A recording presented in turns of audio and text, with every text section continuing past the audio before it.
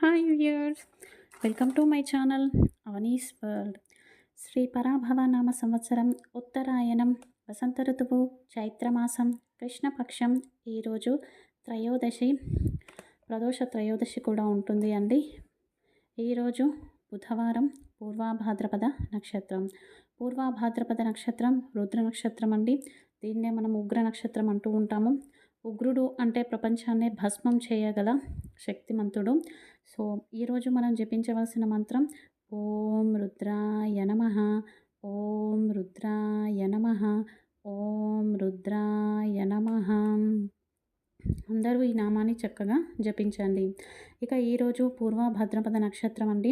ఈరోజు ఎవరైతే అమ్మవారి ముందు దీపాన్ని పెట్టి జమ్మి చెట్టు ఆకులతో అర్చించి ఎర్రటి అక్షింతలు చేతిలో పట్టుకొని మీకు ఎవరి నుంచైతే ఆపదలు జరుగుతున్నాయో వారి పేర్లు తలుచుకొని సంకల్పం చెప్పుకొని శత్రు సంహార స్తోత్రాన్ని కానీ, దేవి ఖడ్గమాలను కానీ, భగలాముఖి స్తోత్రాన్ని కానీ పారాయణ చేసినట్లయితే మీకు చెడు చేయాలనుకునే వాళ్ళకి చెడు జరుగుతుంది, కానీ మీ వరకు అది రాదు. అలా అమ్మవారు కాపాడుతారు.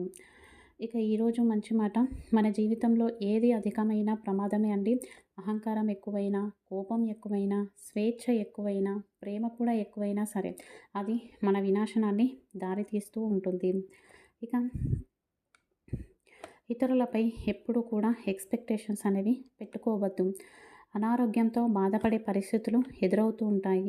ఇతరుల గురించి ఆశిస్తూ ఆశపడుతూ ఉంటే వారు మన ఎక్స్పెక్టేషన్స్ని ఫుల్ఫిల్ చేయలేనప్పుడు మనం ఆస్తులు అంతస్తులు పోవడం కాదు, ఆరోగ్యమే పోతుంది. కొన్ని విషయాల్లో కొంతమందికి ఎంత దూరంగా ఉంటే అంత బాగుంటాము. ఎవరు ఏమన్నా అనుకోండి, మన జీవితంలో కర్మ ధర్మము నిర్ణయించేది ఆ భగవంతుడు మాత్రమే. అలాంటప్పుడు ఇతరుల గురించి ఆలోచించొద్దు. దేని నుంచి అయినా మనం బాధపడతాం అనిపించినప్పుడు, ఎవరి వల్లనైనా మనకు మనశ్శాంతి లేదు అనుకున్నప్పుడు వారి నుంచి ఎంత దూరంగా ఉంటే అంత మంచిది. చిన్న కథ చెప్తాను. ఇద్దరు భార్యాభర్తలు, వాళ్ళకి కూతురు, ఒకతే కూతురు చాలా అల్లారముద్దుగా పెంచుకుంటారు. పెళ్లి చేద్దాము అనుకునే సమయానికి ఆ అమ్మాయి ఇంట్లో తల్లిదండ్రులకు చెప్పకుండా ప్రేమ వివాహం చేసుకొని వస్తుంది. సరే అని చెప్పేసి పరువు కోసం తల్లిదండ్రులు ఒప్పుకొని మరలా పెళ్లి చేస్తారు. కానీ అబ్బాయి వాళ్ళ ఫ్యామిలీలో ఈ పెళ్ళిని అంగీకరించరు. ఇక అమ్మాయి వాళ్ళ సపోర్ట్తోనే ఏదో ఎంతో కష్టపడి గొప్ప స్థాయికి చేరుకుంటారు. తర్వాత వారికి పిత్రార్జిత ఆస్తులు అనేవి కూడా వస్తూ ఉంటాయి. ఇక ఆ తర్వాత తల్లిదండ్రుల్లోని భర్తకు 60 సంవత్సరాలు అవుతాయి. ఇక తనకి జీవితం జీవించి తనకి విరక్తి అనేది కలుగుతూ ఉంటుంది. ఎందుకు అంటే ఎంత నమ్మకం పెట్టుకున్న వారే తనకి కష్టాల్లో తోడు లేరు. దేవుడా, నా జీవితం ఇలా అయిపోయింది, ఇక నేను ఈ బ్రతుకు బ్రతకలేను, నన్ను తీసుకెళ్ళు అని చెప్పేసి అతను ప్రతి నిత్యము రాసుకునే డైరీలో రాస్తాడు. ఇక గదిలోకి వెళ్ళి నిద్రించే ముందు తన భార్య కూడా డైరీ రాసుకోవడం అలవాటు. సరే, నా భార్య ఏం రాసిందో చూద్దామని చూసేసరికి అది చూసి అతని కళ్ళల్లో నీళ్లు తిరుగుతాయి. ఎందుకంటే ఆ భార్య ఏం రాసింది అంటే, భగవంతుడా, నాకు ఈ జీవితాన్ని ఇచ్చినందుకు ధన్యవాదాలు. నాకు మంచి భర్త దొరికాడు. నా కూతురు నాకు ద్రోహం చేసినా కూడా భర్త ప్రేమతో నేను దాన్ని మర్చిపోయి సంతోషంగా బ్రతకగలిగాను అని చెప్పేసి రాస్తాడు. ఇక అది చూసి ఆ భర్త బాధపడి తన డైరీలోని పేజీని చింపేస్తాడు.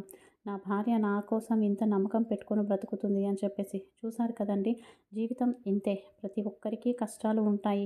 కానీ ఆ కష్టాల గురించే ఆలోచిస్తే జీవితం మీద వైరాగ్యం అనేది, విరక్తి అనేది ఏర్పడుతుంది. కష్టాల్లో కూడా మనకు మంచి జరుగుతూ ఉంటుంది. ఆ మంచిని గుర్తు చేసుకొని భగవంతుని పట్ల కృతజ్ఞతా భావంతో ఉంటే మన జీవితం ఎంతో సంతోషంగా ఉంటుంది. చిన్న చిన్న వాటికే తృప్తి చెందడం నేర్చుకోవాలి. అప్పుడే జీవితం బాగుంటుంది. ఈరోజు నిత్య నక్షత్రం పూర్వభాద్ర నక్షత్రం అండి. ఇక ఈరోజు తారాబలం అశ్విని మఖ మూలా నక్షత్రం వారికి నైదన తార, భరణి పుబ్బ పూర్వాషాఢ నక్షత్రం వారికి సాధక తార, కృతిక ఉత్తరాషాఢ నక్షత్రం వారికి ప్రత్యక్ తార, రోహిణి హస్త శ్రవణ నక్షత్రం వారికి క్షేమతార, మృగశిర చిత్త ధనిష్ట నక్షత్రం వారికి విపత్తార, ఆరుద్ర స్వాతి శతభిష నక్షత్రం వారికి సంపద తార, పునర్వసు విశాఖ పూర్వభాద్ర నక్షత్రం వారికి జన్మతార, పుష్య అనురాధ ఉత్తరభద్ర నక్షత్రం వారికి పరమమిత్రతార, ఆశ్లేష జ్యేష్ఠ రేవతి నక్షత్రం వారికి మిత్రతార. ఇది ఈరోజు తారాబలం. ఇక మనము వాస్తు పరిష్కారంలో భాగంగా చాలామంది ఆగ్నేయంలో మెట్లు ఉన్నప్పుడు దాని కిందన వాష్రూమ్స్ కానీ టాయిలెట్స్ కానీ కన్స్ట్రక్షన్ చేస్తూ ఉంటారు. ఇది దోషమా అని చెప్పేసి అడుగుతున్నారు. ఎప్పుడైతే ఇంటికి 4 గోడలు ఉంటాయి కదండీ! ఆ 4 గోడల్లో 4 దిక్కుల్లో ఉత్తరము, దక్షిణము అధికంగా ఉంటే ఆగ్నేయంలో మెట్లు ఉండి కిందన వాష్రూమ్స్, టాయిలెట్స్ వస్తే అది ఇంటికి ఆనుకొని ఉంటే దోషమండి. ఎప్పుడైతే తూర్పు, పడమర అధికంగా ఉండి ఆగ్నేయంలో మెట్ల కింద టాయిలెట్స్ వస్తే అప్పుడు దోషం లేదు. ఈ ఉత్తరం, దక్షిణం పెరిగినప్పుడు మాత్రం ఆగ్నేయంలో మెట్లు ఉండకూడదు. ఇలా ఉండడం వలన నిందలు, ఇంట్లో అరిష్టాలు జరగడం లాంటివి జరుగుతూ ఉంటాయి.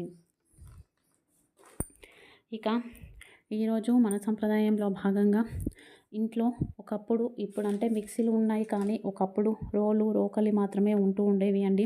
ఆ రోలు కూడా భూమి లోపల భూమి మీద ఉండే విధంగా ఏర్పాటు చేసేవారు. ఆ రోలును పెట్టేటప్పుడే లోపల బంగారము, నవధాన్యాలు, నవరత్నాలు వేసి ఆ రోలును మహాలక్ష్మి స్వరూపంగా భావించేవారు. చిన్నపిల్లలు ఎప్పుడైనా పాకుతూ వస్తూ ఆ రోటిలో మనం ఏదైనా తినుబండారాలకు సంబంధించి చేసినప్పుడు పాకుతూ వచ్చి రోలులో ఉన్నది తిన్నట్లయితే వాళ్ళకి 100 సంవత్సరాల ఆయుష్ అని చెప్పేసి అప్పుడే నిర్ణయం చేసేవారు. ఇక రోలు పైన ఎలాంటి బరువులు పెట్టకూడదండి. అలా పెడితే అనారోగ్యం అనేది వస్తుంది. దాన్ని ఎప్పుడు శుభ్రంగా ఉంచుకొని పైన ఒక వస్త్రాన్ని కానీ, ఒక పీటతో కానీ క్లోజ్ చేయాలి. అంతేకాని బరువైన వస్తువులు వేయకూడదు. అలాగే రోలును ప్రతి శుక్రవారము కూడా శుభ్రం చేసి పసుపు, కుంకుమతో అలంకరించి అందులో బియ్యం వేసి దంచి దానితో ఏదైనా పాయసం తయారు చేసి గోవుకు కానీ, మూగ జీవాలకు కానీ తినిపించినట్లయితే ఇంట్లో ఉన్న దరిద్రం మొత్తం పోతది అని చెప్పేసి నమ్మకం. ఇక రేపు ఉదయం ఆచరించవలసిన పూజ అండి. ఎవరికైనా చేసే వృత్తిలో సమస్యలు ఉన్నట్లయితే దాని నుంచి విముక్తి కోసం, అలాగే వృత్తిలో అభివృద్ధి కోసం రేపు గురువారం రోజు రాగి చెంబులో నీటిలో జమ్మి ఆకులు వేసి, గంధం పొడి వేసి, గురువు ముందు కానీ, కులదైవాన్ని కానీ ప్రార్థించి వేప చెట్టుకు పోసి మీ సంకల్పాన్ని చెప్పుకోండి. ఇలా వేప చెట్టు లేని పక్షంలో ఇంట్లోనే చెంబులో జమ్మి ఆకు, గంధము, నీరు తీసుకెళ్ళి తులసి చెట్టుకు పోసినా కూడా ఫలితం అనేది ఉంటుంది. మనం ఏదైనా పని చేస్తున్నప్పుడు దానిలో ఆటంకాలు తొలగడం కోసం ఈరోజు సాయంత్రం శివలింగాన్ని నీటితో అభిషేకించి ఎర్ర చందనాన్ని తిలకంగా పెట్టాలి. తదుపరి బిల్వార్చన చేసి ఉమ్మెత్త కాయను కానీ, ఉమ్మెత్త కానీ సమర్పించుకోవాలి. ఆ తర్వాత తుమ్మిపూలతో, అవిసిపూలతో, విభూతితో వీటిలో దేనితోనైనా కూడా పరమేశ్వరుణ్ణి అభిషేకించి, అర్చించి, పూజించి శివతాండవ స్తోత్రాన్ని పారాయణ చేయాలి. లేదా విన్నా కూడా ఫలితం అనేది ఉంటుంది. చేసే పనిలో ఆటంకాలు తొలగిపోతాయి. ఇదండి ఈరోజు video. Thank you for watching.